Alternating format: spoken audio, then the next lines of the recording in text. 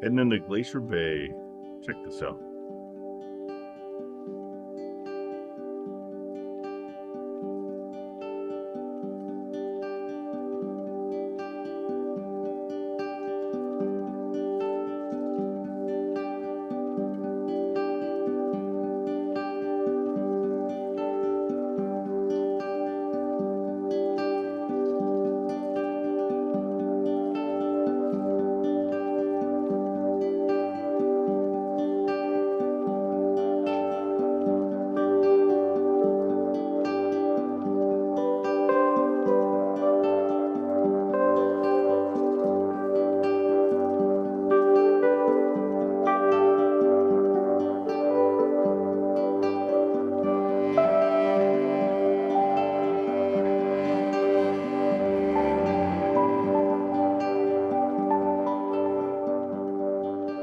Back at the balcony, enjoying the views from the stateroom.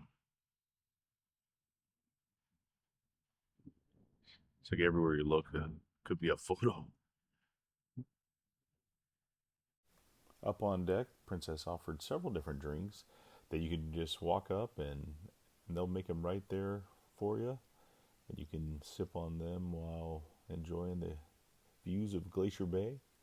I went for this hot chocolate station, got a hot chocolate with a little bit of Kahlua mixed in. Didn't go for any of those toppings, but they were available. Princess was really careful about being protective of the environment there in Glacier Bay, and there were several warning signs of what you could and couldn't do.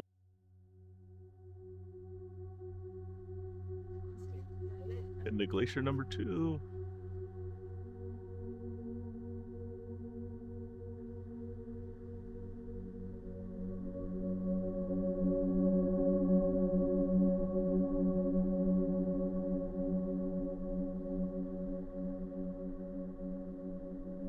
They got a live view even playing on the TV screens up here.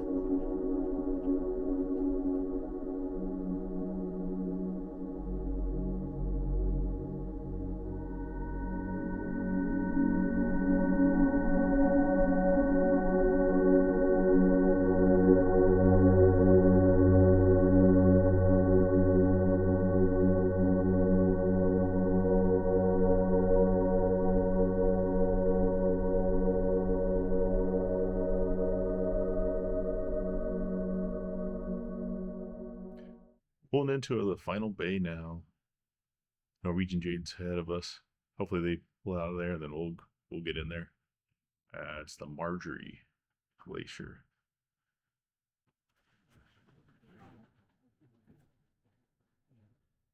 So we came into Glacier Bay up here.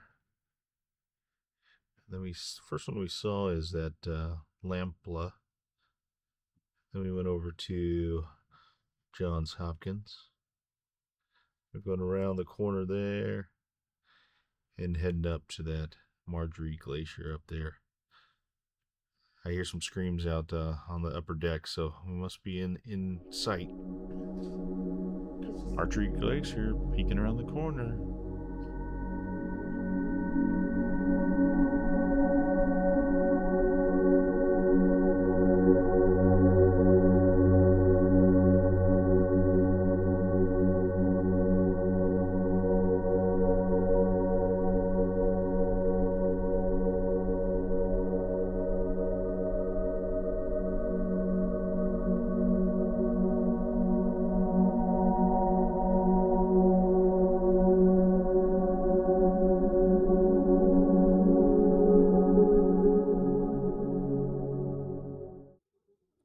Heading to the Princess Theater to listen to some park rangers talk about the glaciers.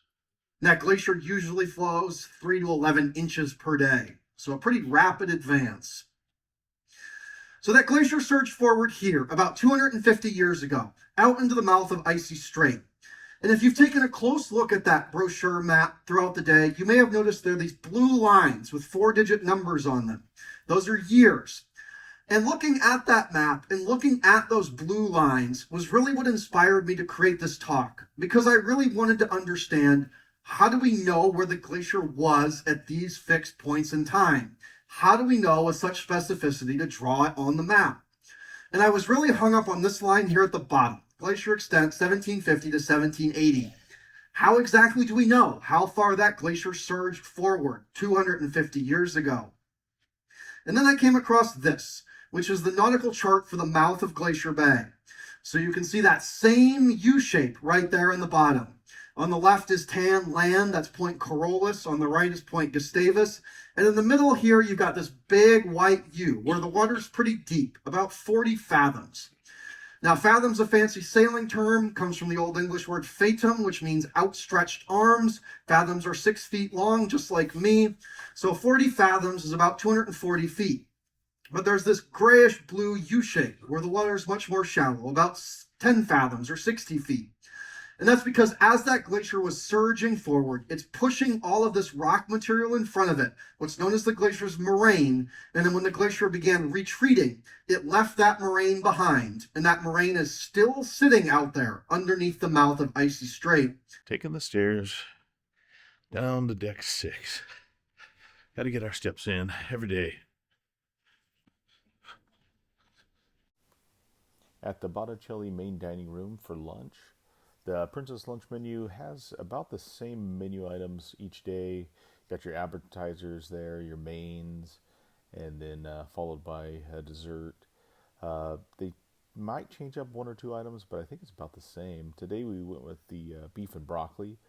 The beef was pretty good. The rice was okay. It was a good option. And then we went with the spaghetti. Did not opt for the grilled shrimp. We're leaving Glacier Bay, and next stop is Victoria, Canada. First time in Canada. That'll be cool.